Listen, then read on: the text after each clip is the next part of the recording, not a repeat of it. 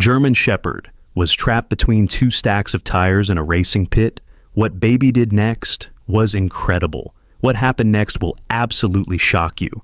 Before we begin, please like this video, share it with your friends, and don't forget to subscribe. Also, drop a comment below telling us where you're watching from. The story you're about to listen to will leave you speechless. It started on a dusty Tuesday afternoon when 5-year-old Max was playing near his uncle's auto repair shop at the old Riverside racing pit. The place had been mostly abandoned for years, with only Uncle Pete working there occasionally, fixing cars for the few locals who couldn't afford the fancy garages in town. Max loved spending time at the pit. His mom, Sarah, worked double shifts at the diner and often dropped him off with Uncle Pete when she couldn't find a babysitter. The racing pit was like a giant playground for Max, with its maze of stacked tires, old car parts, and the smell of motor oil that somehow made everything feel like an adventure. That day, Uncle Pete was taking his usual afternoon nap in the back office. The summer heat was brutal, and the old man always dozed off after lunch. Max had been warned countless times to stay away from the deeper parts of the tire stacks, but curiosity always got the better of him. He was building a fort out of old hubcaps when he heard it, a soft, desperate whimpering coming from somewhere deep within the towering walls of tires.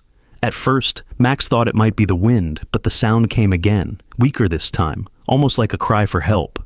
Max's heart started beating faster. He had always been sensitive to sounds, especially when something seemed hurt or scared. His mom often said he had a gift for understanding when things needed help, whether it was a bird with a broken wing, or even her when she was having a bad day.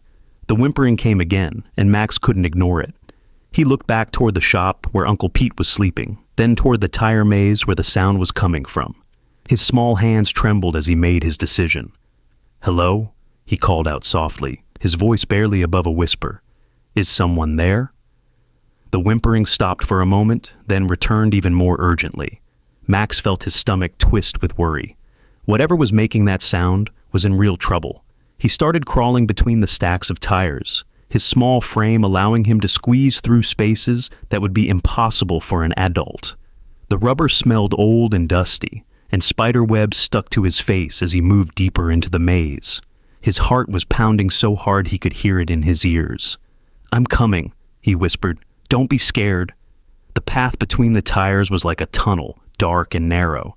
Max had to feel his way forward, using his hands to guide him. The whimpering was getting louder now, and he could tell he was getting close. Then he saw her. Wedged between two massive stacks of tires, barely visible in the shadows, was the largest dog Max had ever seen. It was a German Shepherd, her beautiful tan and black fur matted with dirt and blood. Her back leg was caught in a twisted piece of steel wire that had somehow gotten tangled in the tire arrangement. The dog's eyes met Max's, and he saw something that made his chest ache. She wasn't just hurt, she was exhausted, like she had been trapped there for days. Her tongue hung out, and Max could see she was desperately thirsty. "Oh no," Max whispered, his eyes filling with tears. "You're stuck, aren't you?" The dog tried to move when she saw him, but the wire held her leg tight. She whimpered again, softer this time, as if she was trying to tell him something. Max's sippy cup was still clipped to his belt loop, half full of apple juice. Without thinking twice, he crawled closer to the dog, his small hands shaking as he unscrewed the cap. "Here, drink this," he said, holding the cup near the dog's mouth. "It's apple juice. My mom says it's good for you." The dog hesitated for just a moment, then began drinking eagerly. Max had to refill the cup from a nearby puddle of rainwater, and the dog drank that too, her tail giving the weakest little wag. "I'm going to call you Stella," Max said, remembering the name from his favorite bedtime story. "Because you're beautiful like a star, even though you're hurt." Stella's eyes seemed to understand. She stopped struggling against the wire and just looked at Max with an expression that seemed to say, "Thank you." Max examined the wire around Stella's leg. It was wrapped tight, but he could see it wasn't cutting into her skin too badly. The problem was that every time she moved, it got tighter. He needed tools to cut it, but he also needed to be quiet so Uncle Pete wouldn't wake up and stop him. "I'll be right back, Stella," he promised. "I'm going to help you." He crawled back through the tire maze, his mind racing. Uncle Pete kept a small toolbox in the shop, and Max had seen wire cutters in there before. He also remembered there was a first aid kit on the shelf. the kind with bandages and antiseptic. The shop was still quiet when Max crept inside. Uncle Pete was snoring softly in his chair, his baseball cap pulled down over his eyes. Max moved as quietly as he could, standing on his tiptoes to reach the toolbox. His small hands found the wire cutters, and he also grabbed the first aid kit. There was a small bottle of water on Pete's desk, and Max took that too, along with an old towel that smelled like motor oil, but was clean.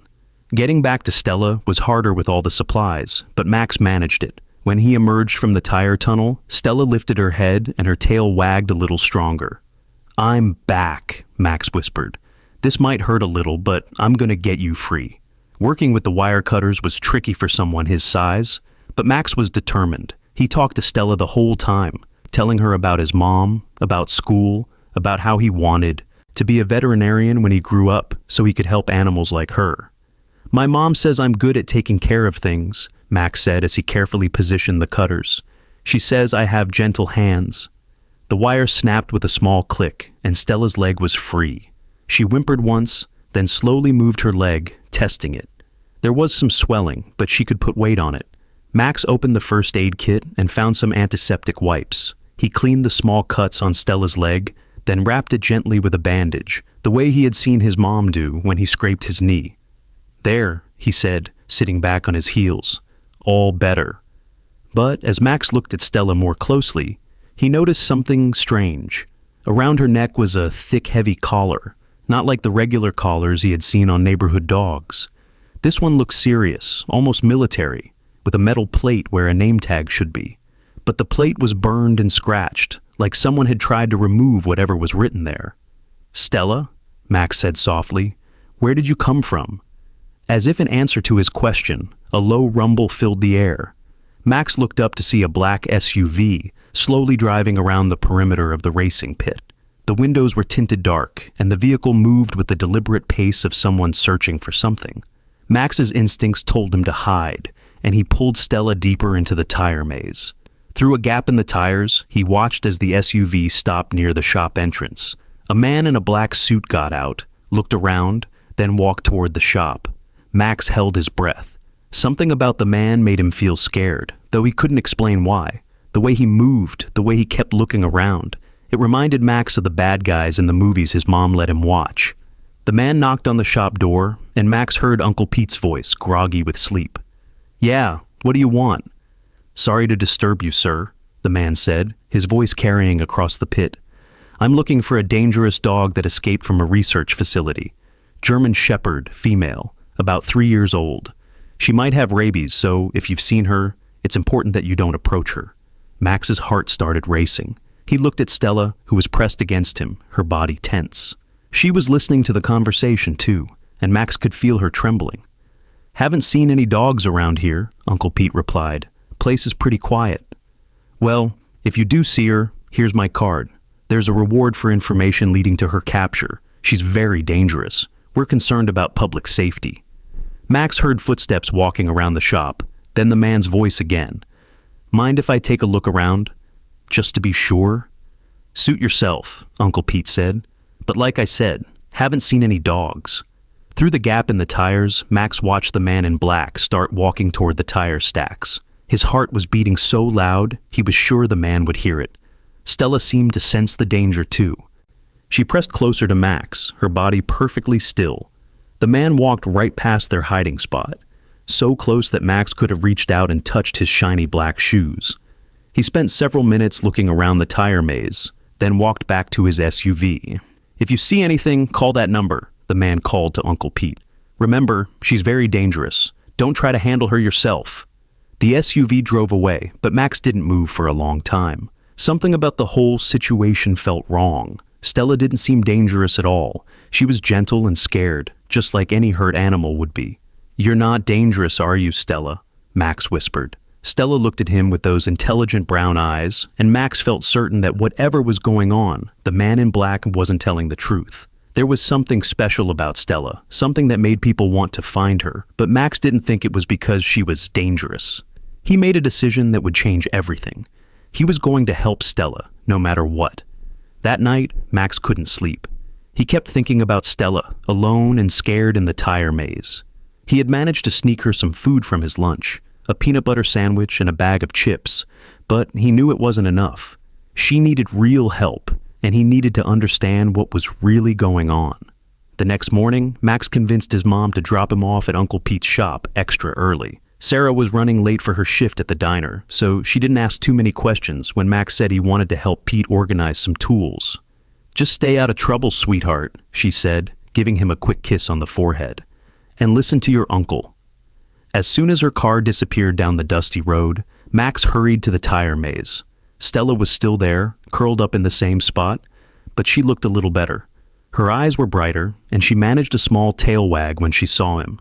"Good morning, Stella," Max whispered, kneeling beside her. "I brought you some breakfast." He had packed a thermos of water and some leftover chicken from dinner. Stella ate eagerly, and Max noticed she was being very careful not to make any noise. It was like she understood they needed to stay hidden. While Stella ate, Max examined her collar more closely. In the daylight, he could see details he had missed before. The collar was made of thick black material with metal reinforcements, and there were small electronic components built into it. The burned nameplate had scratches that looked deliberate, like someone had tried to remove information with a knife or screwdriver. But as Max looked closer, he could make out some faint markings that hadn't been completely erased.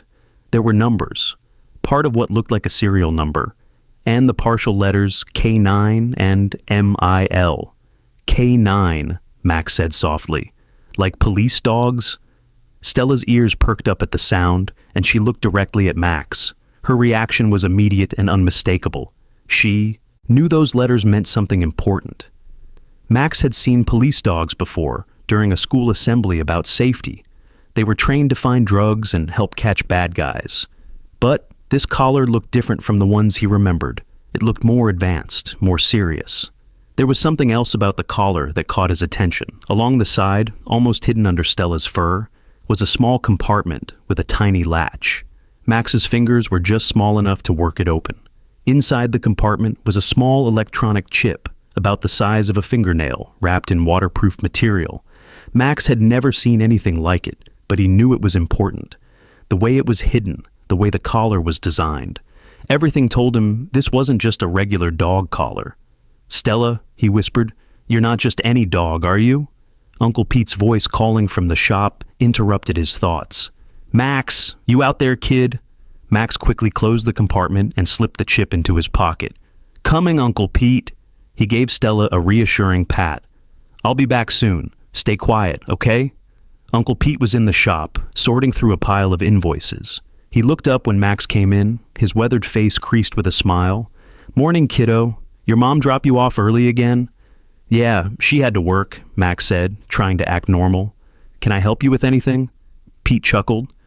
"You're a good kid, Max. Tell you what, there's an old radio in the back room that needs fixing. Think you can help me figure out what's wrong with it?" Max nodded eagerly. Uncle Pete was always teaching him about electronics and motors, and Max had gotten pretty good at understanding how things worked. But more importantly, the radio might help him figure out what was on the chip.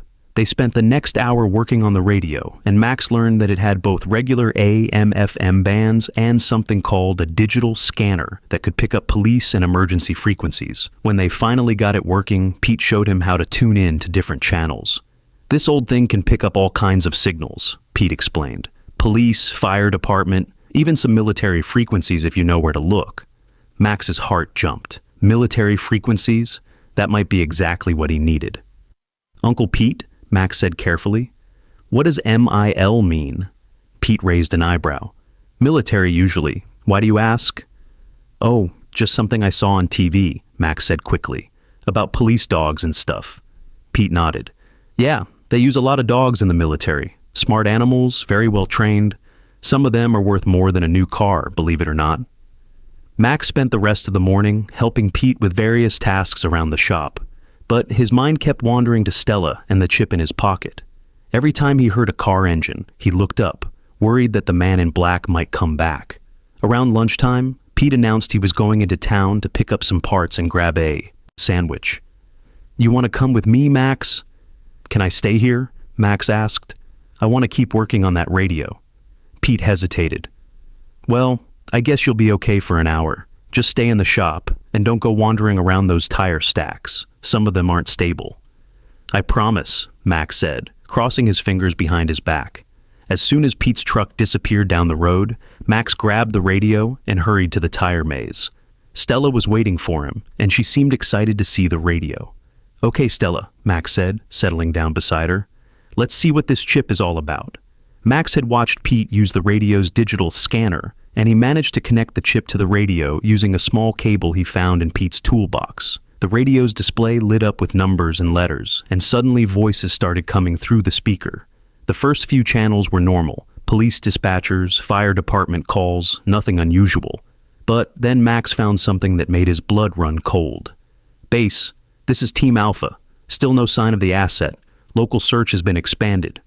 "Copy that, Alpha. Asset is high priority. Recovery is essential." "Understood. What about the civilian who might have seen her? Monitor only. Do not engage unless absolutely necessary." Max's hands were shaking as he turned down the volume.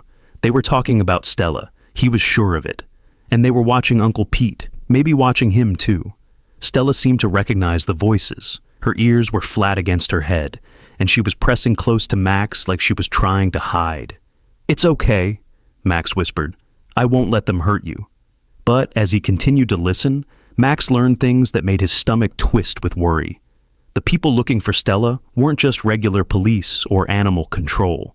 They were part of something called Project Nightwatch, and they were very serious about getting her back. "Asset contains classified intelligence," one voice said. "Loss of data would compromise ongoing operations." "What kind of intelligence?" another voice asked. "K9 unit was attached to special operations. Handler was killed in action 3 weeks ago. Dog fled before debrief." Max felt tears starting in his eyes. Stella had belonged to a soldier, someone who had died protecting people, and now these people were hunting her like she was some kind of criminal. "Poor Stella," he whispered, stroking her fur. "You lost your person, didn't you?" Stella looked at him with those intelligent brown eyes, and Max could see the sadness there. She wasn't just a dog, she was a soldier too, and she was grieving. The radio crackled again. "Be advised, local assets report possible sighting near the old racing pit. Team Beta is en route." Max's heart nearly stopped. They were coming back, and this time they weren't just looking around casually. "We have to move," Max said, quickly disconnecting the chip and grabbing the radio. "They're coming for you." But as he started to help Stella stand up, he noticed something that made him freeze. Her stomach was swollen, more than it had been the day before, and the way she was moving, careful and slow, reminded him of something he had seen before. Last spring, his neighbor's cat had looked exactly the same way, and a week later, there had been 5 tiny kittens in a box in their garage. "Stella," Max whispered, his eyes wide with realization. "You're going to have puppies." Stella's tail wagged weakly, and she licked Max's hand. She was pregnant, probably very pregnant, and she was all alone. Now Max understood why she had been so desperate to hide, why she had been so careful and quiet. She wasn't just protecting herself, she was protecting her babies. The sound of vehicles approaching made Max's decision for him. He couldn't let them find Stella, not now. She needed a safe place to have her puppies, and she needed someone to take care of her. "Come on," he said, helping Stella to her feet. "I know where we can go." Behind the tire maze, there was an old storage container that Pete used for keeping spare parts. It was partially buried and covered with rust, but it was dry inside and completely hidden from view. Max had found it weeks ago while exploring, and Pete had forgotten it was even there. Getting Stella to the container was slow work. She was heavy and tired, and every few steps she had to rest. Max kept listening for the sound of the vehicles, but somehow they made it to the container without being seen. Inside, it was dark and dusty, but there was enough room for Stella to lie down comfortably. Max arranged some old blankets he found in the container, making a soft bed for her. "This is your safe place," he told her. "Nobody knows about it except me." Stella curled up on the blankets, and Max could see relief in her eyes. For the first time since he had found her, she looked like she might be able to truly rest. "I'm going to take care of you," Max promised, "and your babies too." Through the walls of the container, Max could hear voices in the distance. The search team had arrived. They were systematic and thorough, checking every possible hiding place in the tire maze. "No sign of the asset in Sector 1, a voice reported. "Keep looking, she's here somewhere." Max held his breath as footsteps passed close to the container. Stella remained perfectly still, as if she understood that their lives depended on not being found. After what felt like hours, the voices faded away. Max waited until he was sure they were gone before whispering to Stella. "They're gone for now," he said, "but they'll be back." Stella looked at him with trust in her eyes, and Max felt the weight of responsibility settle on his small shoulders. He was just a 5-year-old kid, but somehow he had become the only thing standing between Stella and the people who wanted to take her away. As the sun started to set, Max knew he had to get back to the shop before Uncle Pete returned. But first, he needed to make sure Stella had everything she needed for the night. He brought her fresh water and the rest of the chicken from his lunch. He also found an old tarp to put over the container's entrance, making it even more hidden. "I'll come back tomorrow," he promised, "and I'll bring more food." But as Max walked back to the shop, he couldn't shake the feeling that tomorrow might be too late. The search team would be back, and they would be more determined than ever to find Stella. Looking up at the stars beginning to appear in the darkening sky, Max made a promise to himself and to Stella. He would find a way to protect her and her babies, no matter what it took. He was just a little kid, but sometimes little kids were exactly what the world needed. The next morning brought heavy gray clouds and the smell of rain in the air. Max had barely slept, tossing and turning while thinking about Stella alone in that container. He had convinced his mom to drop him off at Pete's shop even earlier than usual, telling her he wanted to help organize the tool shed. "You're becoming quite the little mechanic," Sarah said, ruffling his hair. "Just promise me you'll be careful around all that heavy equipment." "I promise, Mom," Max said, giving her an extra tight hug. He had a feeling this was going to be a very important day. As soon as his mom's car disappeared, Max hurried to the hidden container. Stella was awake and alert, but Max could tell something had changed during the night. She was breathing differently, and she kept shifting positions like she couldn't get comfortable. "Hey, girl," Max whispered, crawling into the container beside her. "How are you feeling?" Stella nuzzled his hand, but Max noticed she was panting even though it wasn't hot. Her eyes looked tired, and there was something in her expression that made Max's stomach flutter with worry. "Are you okay?" he asked, stroking her fur gently. That's when he noticed the small puddle of fluid near where Stella had been lying. Max had helped his neighbor when their cat had kittens, and he remembered his mom explaining that animals sometimes had water break before the babies came. Max's eyes went wide. "Stella, are your puppies coming today?" As if in answer to his question, Stella's body tensed and she let out a soft whimper. Max watched in amazement and terror as her sides contracted. She was definitely going into labor. "Oh no," Max whispered. He had helped with the cat, but that was with his mom and the neighbor lady telling him what to do. Now he was completely alone with a dog who was about to have puppies, and he had no idea what to do.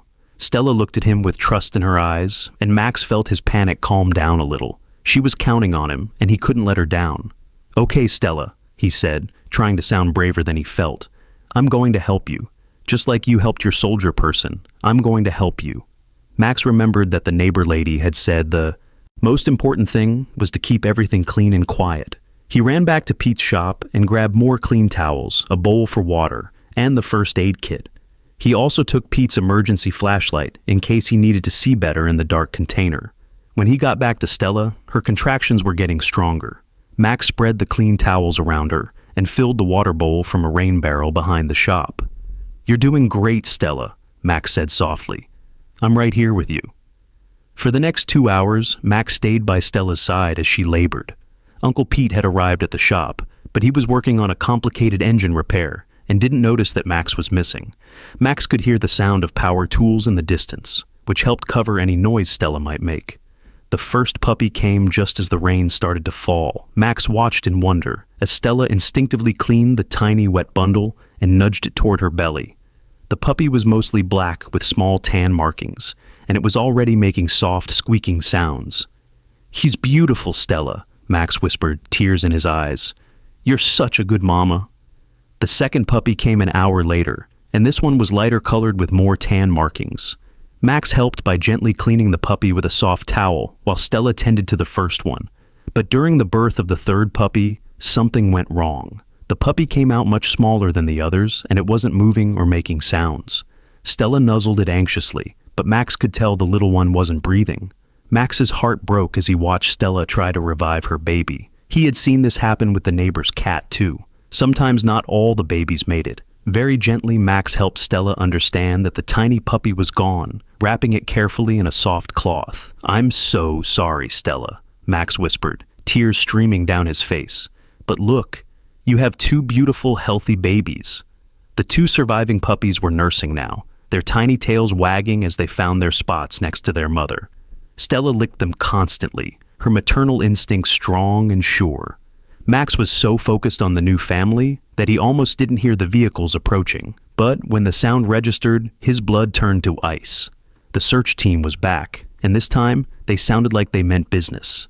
Through a crack in the container wall, Max could see 3 black SUVs parked near the shop. Men in dark clothing were spreading out across the property, and they had equipment Max had never seen before, devices that looked like metal detectors, but more advanced.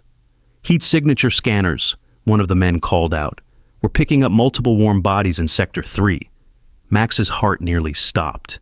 If they had devices that could detect body heat, it was only a matter of time before they found the container. "Uncle Pete's in the shop," another voice said, "but there are definitely other heat signatures out here." Stella seemed to sense the danger too. She pulled her puppies closer and looked at Max with worry in her eyes. The newborn puppies were too young to move, and Stella was too exhausted from giving birth to run. "Stay very still," Max whispered to Stella. "Maybe they won't find us." But even as he said it, Max knew it was hopeless. The scanners were getting closer, and he could hear the men coordinating their search. "Got something?" a voice called out. "Strong heat signature about 50 meters from the main building. Multiple bodies." Max closed his eyes and held Stella's head gently. They had been found. Heavy footsteps approached the container, and Max heard the sound of equipment being set up outside. They were going to break in, and there was nothing he could do to stop them. "Federal agents," a voice called out. "We know you're in there. Come out slowly with your hands visible." Max looked at Stella and her babies one more time, then made a decision that surprised even himself. Instead of being scared, he felt angry. These people were threatening a mother and her newborn babies, and that wasn't right. "No," Max called out, his 5-year-old voice strong and clear. "You can't have her?" There was a moment of surprised silence from outside the container. "Son, we need you to come out right now," the voice said, gentler this time. "We're not going to hurt you." "You're scaring her," Max said. "She just had babies, and you're scaring her." Max heard the men talking quietly among themselves. Then a different voice spoke up. "What's your name, son?"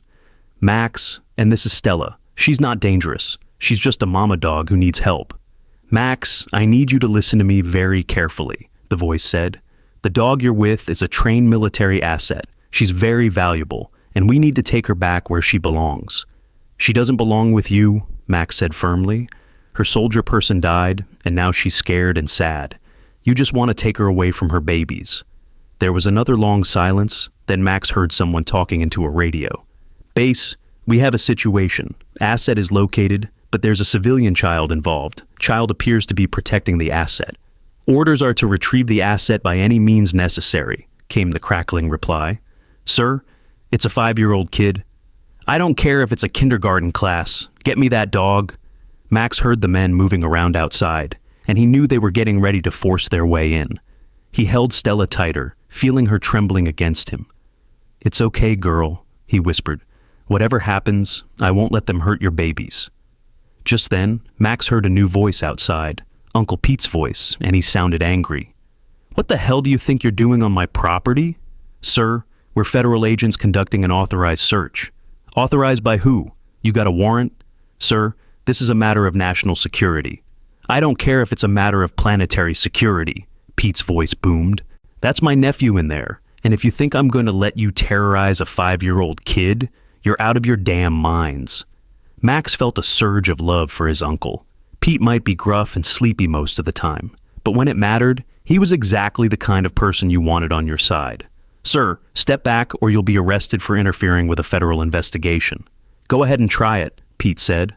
"But first, why don't you explain to me what kind of federal agents go around threatening little kids?" Max could hear more vehicles arriving, and through the crack in the container wall, he saw Uncle Pete's friend Tommy getting out of his pickup truck. Tommy was a big man who worked construction, and he looked like he was ready for a fight. "What's going on here, Pete?" Tommy called out. "These government boys are trying to terrorize my nephew," Pete replied. "Seems they think it's okay to point guns at a 5-year-old. "Nobody's pointing guns," one of the agents said, but Max could hear the uncertainty in his voice now. More vehicles were arriving. It looked like half the town was showing up. Max recognized Mrs. Henderson from the grocery store and Mr. Garcia, who ran the gas station. Word was spreading that something was happening at Pete's shop, and the local people were coming to see what was going on.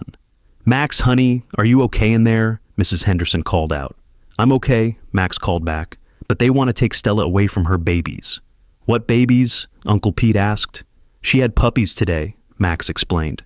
"2 little ones, but one didn't make it." Max heard Uncle Pete talking to the agents, his voice getting louder and angrier. "Let me get this straight," Pete was saying. "You're trying to take a dog away from her newborn puppies? What kind of animals are you?" "Sir, you don't understand the situation." "I understand plenty," Pete shot back. "I understand that you're a bunch of government thugs trying to bully a little kid and a mama dog." The crowd outside was getting bigger and more vocal. Max could hear people talking angrily, and someone was taking pictures with their phone. "This is going to be all over social media in about 10 minutes, a woman's voice said. "Federal agents terrorizing a 5-year-old and newborn puppies? You guys are going to be famous." Max smiled despite his fear. The people of his town were standing up for him and Stella. These government agents might have fancy equipment and black SUVs, but they hadn't counted on facing down a bunch of angry small-town folks. "Base, we have a problem," one of the agents said into his radio. "Local population is gathering. Situation is becoming public." "Handle it," came the reply. "Sir, there are civilians with cameras. This is going to be a public relations nightmare." There was a long pause, then a different voice came over the radio. "All teams, stand down." "Repeat, stand down. We're pulling back." Max couldn't believe what he was hearing. "They were leaving?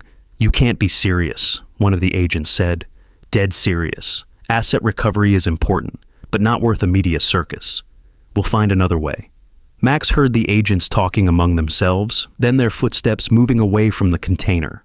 Through the crack in the wall, he watched as they packed up their equipment and got back in their SUVs. But before they drove away, the lead agent called out one more time. "This isn't over, kid. We'll be back." Uncle Pete's voice boomed back. "And we'll be waiting for you!" The SUVs drove away, leaving behind a crowd of angry townspeople and one very relieved little boy with a dog and her newborn puppies. "Max," Uncle Pete called gently. "It's okay to come out now. They're gone." Max crawled out of the container, blinking in the gray daylight. Uncle Pete was there immediately, scooping him up in a big hug. "Are you okay, kiddo?" "They didn't hurt you, did they?" "I'm okay," Max said, hugging Pete tight. "But Stella needs help. She just had babies and she's really tired." Pete looked into the container and saw Stella with her 2 puppies. His weathered face softened with understanding. "Well, I'll be damned," he said quietly. No wonder she was hiding. Mrs. Henderson came over with a blanket and some warm milk. "Poor thing," she said, looking at Stella. "She must be exhausted." "What are we going to do?" Max asked. "They said they'll be back." Uncle Pete looked around at all the people who had come to help, then looked down at Max with an expression of fierce determination. "Well, Max," he said, "I guess we're going to have to make sure they don't succeed." That evening, as storm clouds gathered overhead, Max sat in the container with Stella and her puppies. The town had rallied around them in an amazing way. Mrs. Henderson had brought homemade soup and fresh bread. Mr. Garcia had donated a portable heater to keep the puppies warm. Tommy had even helped Pete reinforce the container's entrance and install a better ventilation system. But despite all the support, Max could feel the tension in the air. Everyone knew the agents would be back, and next time they might not be so easily discouraged by a crowd of angry townspeople. "We need to understand what we're really dealing with," Uncle Pete said, settling down beside Max with a cup of hot chocolate. "Those weren't regular government agents. They were something else." Max pulled the small chip from his pocket. He had kept it secret until now, but with everything that had happened, he knew Uncle Pete needed to know the truth. "I found this in Stella's collar," Max said quietly. "When I used your radio to connect it, I heard them talking about something called Project Nightwatch. Pete's eyes widened as he examined the chip. Max, this is military-grade encryption hardware. Where exactly did you find this? Max explained about the hidden compartment in Stella's collar and how he had intercepted the radio communications. As he talked, Pete's expression grew more and more serious. Project Nightwatch, Pete muttered. I've heard whispers about Black Ops programs, but I never thought... He trailed off, looking at Stella with new understanding. She's not just a military dog, is she? She's something special. As if sensing they were talking about her, Stella lifted her head and looked at them with those intelligent brown eyes. One of her puppies whimpered softly, and she immediately nuzzled it back to sleep. Pete, Max said quietly, what if Stella knows something really important? What if that's why they want her back so badly? Before Pete could answer, the sound of rain began pattering against the container roof. But mixed in with the rain, Max heard something else. Footsteps, trying to be quiet but not quite succeeding. Pete heard it too. He put a finger to his lips and motioned for Max to stay still. Very carefully, Pete moved to the container entrance and peered out through a small gap. Someone's out there, he whispered, but it's not the feds. Different kind of movement. Through the rain, a woman's voice called out softly, Max? Are you in there? My name is Elena. I was Stella's handler's partner. Max's heart jumped. Stella's ears had perked up at the woman's voice, and her tail was wagging slightly.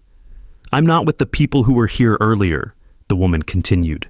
I'm here to help. Stella knows me. Pete looked at Max questioningly. Max studied Stella's reaction carefully.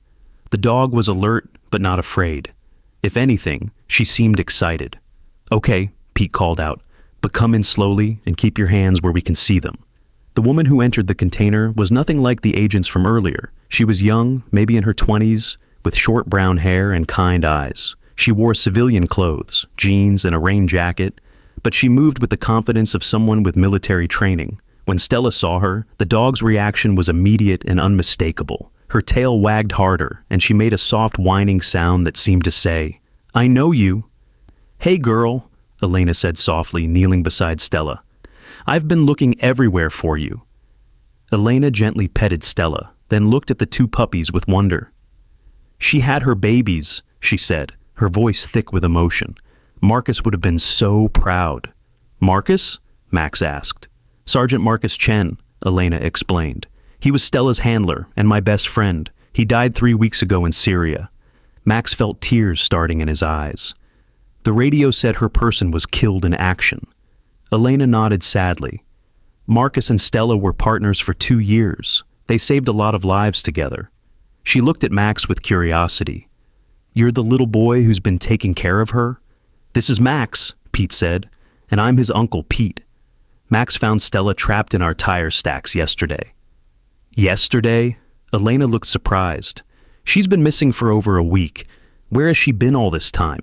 As if in answer to her question, Stella struggled to her feet and moved toward the back of the container. She pawed at a pile of old tarps in the corner, whining softly. Elena and Pete helped move the tarps, revealing something that made them all gasp. Hidden underneath was a metal case, about the size of a briefcase, sealed with military-grade locks. Oh my God, Elena whispered. She's been guarding this the whole time. Elena pulled out a small device and scanned the case. Numbers and letters appeared on a tiny screen, and Elena's face went pale.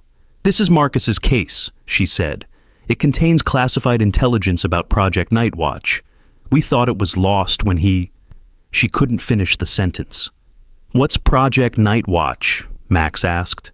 Elena looked at Pete, as if asking permission to tell the truth to a 5-year-old. Pete nodded. It's a program that uses specially trained dogs for intelligence gathering, Elena explained carefully. Dogs like Stella have enhanced abilities, better hearing, better smell, and they're trained to remember complex information. Enhanced how? Pete asked suspiciously. Elena hesitated. There were experiments, genetic modifications, neural implants, sensory enhancement. The program was supposed to create the perfect intelligence-gathering animals. Max felt sick to his stomach. They hurt Stella? Not hurt exactly, Elena said quickly, but they changed her, made her different from other dogs. That's why she's so smart, why she was able to survive on her own for so long. And that's why they want her back, Pete said grimly. She's evidence of an illegal program. Elena nodded. The case contains proof of everything. Video files, medical records, financial documents. If this information gets out, it would expose not just Project Nightwatch, but the people who authorized it. Stella had returned to her puppies, but she kept looking back at the case with an expression that seemed almost human in its complexity. She knows what's in there, Max said with certainty. She's been protecting it. Marcus trained her to guard classified materials, Elena confirmed. Even after he died, she kept doing her job. The rain was getting heavier now, drumming loudly against the container roof. Elena pulled out a waterproof phone and checked the time. "We don't have long," she said. "The people who were here earlier work for a private contractor called Blackwater Solutions. They're the ones running the cleanup operation for Project Nightwatch." "Cleanup operation?" Pete asked. "Eliminating evidence. Stella is the last living subject from the program. Once they have her in the case..." Elena didn't need to finish. Max felt a cold fear settle in his stomach. "They're going to hurt her. They're going to make her disappear," Elena said gently, "along with anyone who knows too much about the program." The implications of what she was saying hit Pete like a physical blow. "Including Max." Elena nodded gravely. "I'm sorry, but yes, you're all in danger now." Max looked at Stella and her sleeping puppies, then at the metal case that had caused so much trouble. He was just a little kid, but he understood enough to know that powerful people were willing to hurt innocent animals and children to keep their secrets safe. "What can we do?" Max asked. Elena smiled for the first time since entering the container. "We're going to expose them, but first, we need to get you and Stella somewhere safe." "Where?" Pete asked. "Those guys had heat scanners and who knows what other equipment." "I have a contact at the FBI," Elena said. "Agent Sarah Martinez. She's been investigating Project Nightwatch for months, but she needs evidence. With Marcus's case and Stella's testimony..." "Stella can testify?" Max asked, confused. Elena pulled out another device, something that looked like a small tablet. "Stella has a neural implant that records everything she sees and hears. It's like a biological black box. The data can be downloaded and used as evidence." Max's eyes widened. "She's like a living camera?" "Exactly. And she's been recording everything that's happened since Marcus died, including the people who killed him." Stella lifted her head at the mention of Marcus's name, and Max could see the sadness and determination in her eyes. She wasn't just a dog anymore. She was a witness to murder. "How do we get the information out of her?" Pete asked. Elena showed them the tablet. "This device can interface with her implant wirelessly, but the download process takes several hours, and it has to be done in a secure location." "The FBI contact," Pete said. "Can she help?" "She's already on her way," Elena said, checking her phone. "But Blackwater Solutions has people everywhere. We need to move carefully." As if summoned by their conversation, the sound of vehicles approaching cut through the rain. But these didn't sound like the black SUVs from earlier. These were heavier, more aggressive. Elena's face went grim as she looked at her phone. "They're jamming my signal. This isn't the FBI." Through the container walls, they could hear men's voices shouting orders over the storm. These weren't the polite federal agents from earlier. These sounded like soldiers. "Multiple heat signatures confirmed in the target area," a voice called out. "Authorization for lethal force if necessary." Max felt Uncle Pete's arm wrap around him protectively. Elena was frantically trying to get her phone to work, but the screen showed only static. "They're not playing games this time," Pete said grimly. Stella seemed to understand the danger too. She carefully moved her puppies to the back corner of the container, then positioned herself between them and the entrance. Her ears were flat against her head, and a low growl rumbled in her chest. "There's another way out," Max said suddenly. "The maintenance tunnel." Elena and Pete looked at him in surprise. "When Tommy was helping reinforce this place, he found an old drainage tunnel that connects to the storm sewer system," Max explained. "It comes out near the road, about half a mile from here."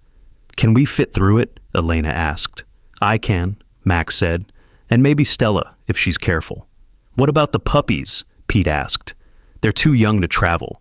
Max's heart broke at the thought of leaving the puppies behind, but he could hear the soldiers getting closer. They were running out of time.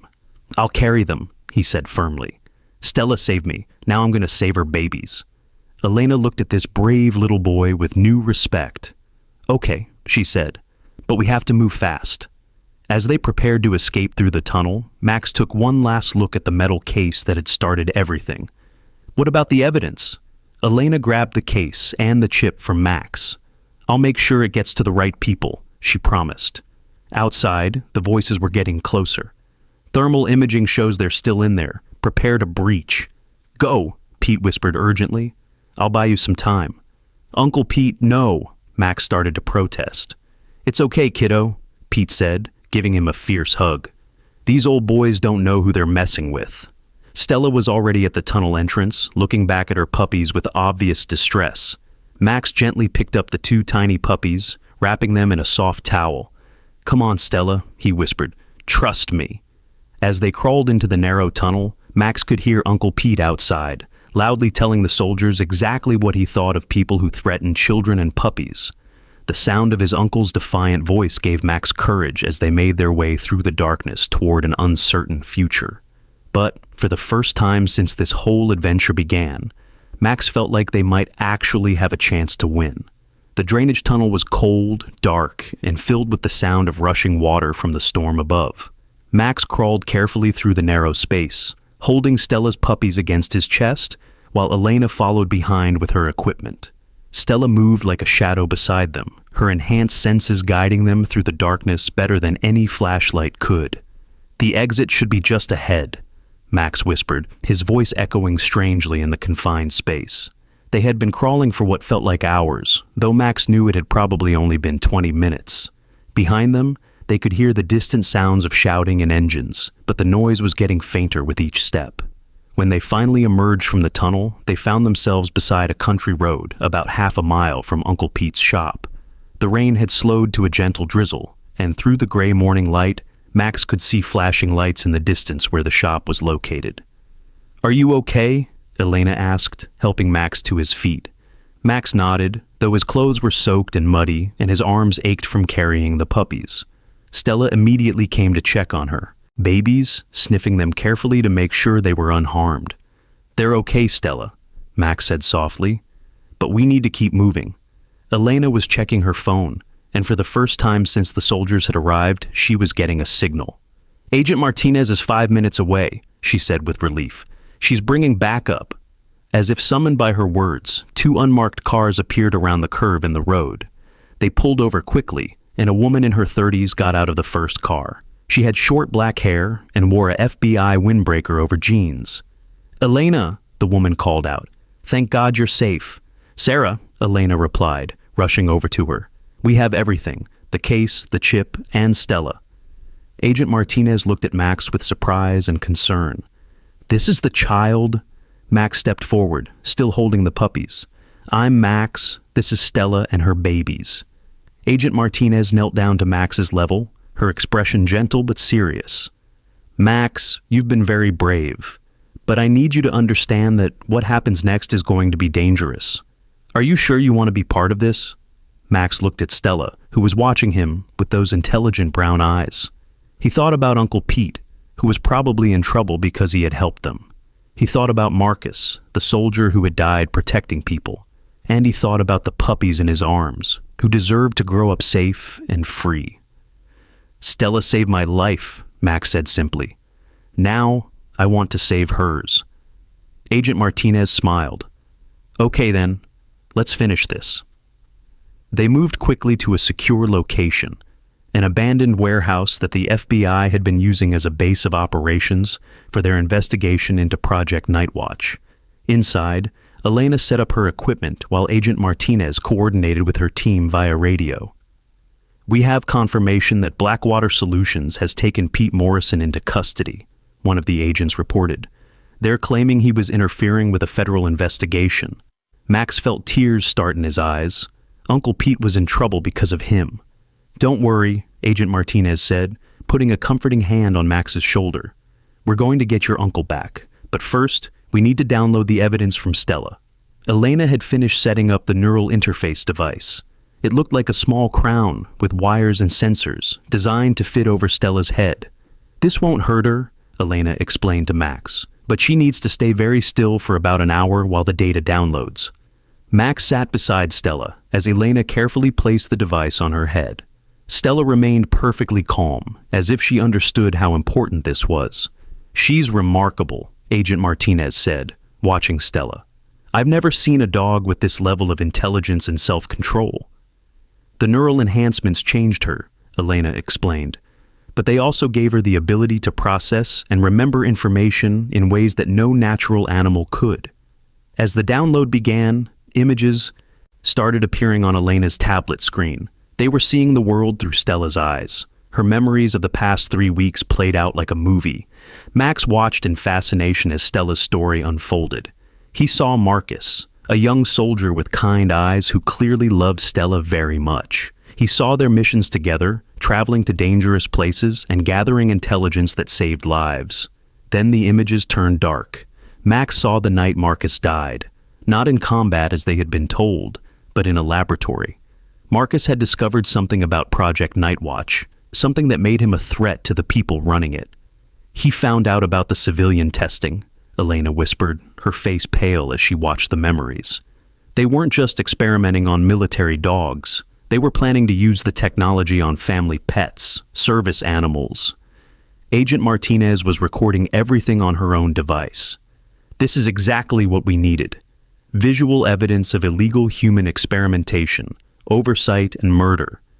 But the most shocking revelation came near the end of Stella's memories. In the laboratory where Marcus died, Max could see the faces of the people responsible, and one of them was the man in the black suit who had come to Uncle Pete's shop looking for Stella. "That's Director Harrison," Agent Martinez said grimly. "He's been claiming that Project Nightwatch was shut down months ago." "He lied," Max said simply. "He's one of the bad guys." As the download continued, they learned the full scope of the conspiracy. Project Nightwatch wasn't just about creating enhanced military dogs. It was a testing ground for technology that would eventually be used on humans. The neural implants, the genetic modifications, the behavioral controls, everything was designed to create perfect soldiers who could be programmed and controlled. Stella was supposed to be the prototype, Elena explained, but Marcus realized what they were really planning and tried to expose them. "That's why they killed him," Agent Martinez said, "and that's why they're so desperate to get Stella back. She's the only remaining evidence of what they've done." The download was nearly complete when Agent Martinez's radio crackled with urgent voices. "Base, we have multiple vehicles approaching your location. Blackwater Solutions tactical teams, heavily armed." Agent Martinez swore under her breath. "How did they find us?" Elena was checking her equipment. "The neural interface emits a low-level signal," she said. "If they have the right scanning equipment—" "They've been tracking us," Max realized, "just like they tracked Stella before." Through the warehouse windows, they could see black SUVs and tactical vehicles surrounding the building. Soldiers in full combat gear were taking positions around the perimeter. "This is Director Harrison," a voice called out through a megaphone. "Agent Martinez, you're interfering with a classified operation. Stand down immediately." Agent Martinez grabbed her radio. "This is Special Agent Sarah Martinez, FBI. You are interfering with a federal investigation. Stand down." "Agent Martinez," Harrison's voice came back, "Project Nightwatch is classified above your pay grade. Hand over the animal and the stolen equipment, and we'll pretend this never happened." "The only thing that's going to be classified is your prison sentence," Agent Martinez shot back. Max looked at the tactical display on Elena's tablet. The download was at 95%, but they were running out of time. Stella seemed to sense the danger too. She was alert and ready to move, even with the neural interface still attached to her head. "Can we move her?" Max asked. "Not yet," Elena said. "If we disconnect the interface now, we'll lose everything." Outside, the soldiers were getting into position. Max could see them through the warehouse windows, moving with military precision. "Agent Martinez," Harrison called out again. "You have 60 seconds to comply. After that, we're coming in." "Sarah," Elena said urgently, "the download is almost finished. Just a few more minutes." Agent Martinez was coordinating with her backup teams, but Max could tell they were outnumbered. The FBI agents were good, but Blackwater Solutions had military-grade equipment and training. "There has to be another way," Max said, looking around the warehouse desperately. That's when he noticed something that made his heart jump with hope. In the corner of the warehouse was an old computer workstation, and connected to it was a radio setup that looked similar to the one Uncle Pete had in his shop. "Elena," Max said excitedly, "can you broadcast Stella's memories?" Elena looked at the radio setup with understanding. "If we can get a strong enough signal, we could send everything live to news stations, social media, the internet," Agent Martinez said, catching on. "Make it impossible for them to cover up." Elena was already moving toward the radio equipment. "The neural interface can transmit directly, if I can boost the signal." 30 seconds, Harrison's voice boomed outside. Elena's fingers flew over the equipment, connecting cables and adjusting frequencies. Max helped where he could, remembering what Uncle Pete had taught him about radio electronics. "Got it," Elena said. "We're broadcasting on multiple frequencies. Everything Stella remembers about Project Nightwatch is going out live." Max looked at the tablet screen and saw that news outlets were already picking up the signal. Within minutes, Stella's memories of Marcus's murder and the illegal experiments would be playing on television screens across the country. "Time's up," Harrison announced. The warehouse doors exploded inward as tactical teams breached the building, but instead of finding their targets trying to hide, they found Agent Martinez standing calmly in the center of the warehouse, holding up her badge. "Director Harrison," she called out as the soldiers poured in. "You're under arrest for murder, conspiracy, and violation of federal law." Harrison entered behind his soldiers, his face twisted with rage. "You have no idea what you've done." "Actually, I do," Agent Martinez replied. "I've exposed a criminal conspiracy and saved the life of a very brave dog and a very brave little boy." Max stood beside Stella, his hand on her head, as the neural interface finished its download. The puppies were safe in a carrier beside them, and for the first time in days, Max felt like everything was going to be okay. Harrison looked around the warehouse and saw the broadcasting equipment. His face went pale as he realized what had happened.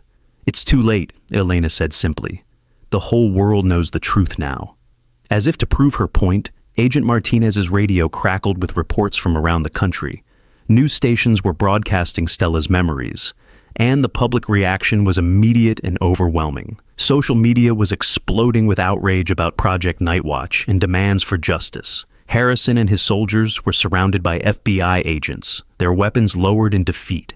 The conspiracy they had worked so hard to cover up was now public knowledge, and there was no going back. 6 months later, Max sat in Uncle Pete's rebuilt shop, watching Stella play with her 2 puppies in the yard outside. The puppies had grown big and strong, and they were as smart and loyal as their mother. Uncle Pete had been released within hours of the warehouse confrontation, and he had become something of a local hero. The town had rallied around him and Max, and Pete's auto shop was busier than ever. Director Harrison and 12 other people involved in Project Nightwatch were awaiting trial for murder and conspiracy. Elena had testified before Congress about the illegal experiments, and new laws had been passed to prevent anything like Project Nightwatch from happening again. But the best part, as far as Max was concerned, was that Stella and her puppies were safe. Agent Martinez had arranged for Stella to be officially retired from military service, and she now lived with Max and his family as a regular dog, though Max knew she would always be special. "You know," Uncle Pete said, sitting down beside Max with 2 glasses of lemonade, "I always knew you were brave, kiddo, but I never imagined you'd end up saving the world." Max smiled, watching Stella teaching her puppies how to play fetch. "I didn't save the world, Uncle Pete. I just helped a friend." Elena visited regularly, and she always brought stories about how the evidence from Stella had led to other discoveries and helped save other animals from illegal experiments. She had become like a big sister to Max, teaching him about electronics and computers. "What are you going to name the puppies?" Elena asked during one of her visits. Max had been thinking about this for weeks. "The boy puppy is going to be Marcus," he said, "after Stella's soldier, Person, and the girl puppy is going to be Hope." "Those are perfect names," Elena said, her eyes misty with emotion. As the sun set over the racing pit where their adventure had begun, Max reflected on everything that had happened. He had learned that sometimes the smallest person could make the biggest difference, that families came in all shapes and sizes, and that love and loyalty were the strongest forces in the world. Stella came over and rested her head on Max's lap, her intelligent brown eyes looking up at him with affection and gratitude. Marcus and Hope tumbled over each other in the grass, their puppy barks filling the evening air with joy. "Thank you, Stella," Max whispered, stroking her fur, "for teaching me that heroes come in all sizes." And somewhere in the distance, a news report was playing on Uncle Pete's radio, telling the world about the brave little boy who had saved a hero dog and exposed a conspiracy that reached the highest levels of government. But Max wasn't listening to the news. He was too busy being a kid, playing with his dog and her puppies, knowing that sometimes the most important battles are won not with weapons or technology, but with courage, kindness, and an unshakable belief that every life, no matter how small, matters. The story had ended, but Max's adventures with Stella and her family were just beginning. If this story touched your heart, please like this video, share it with your friends and family, and don't forget to subscribe for more amazing stories. Also, let us know in the comments where you're watching from. We love hearing from our viewers around the world.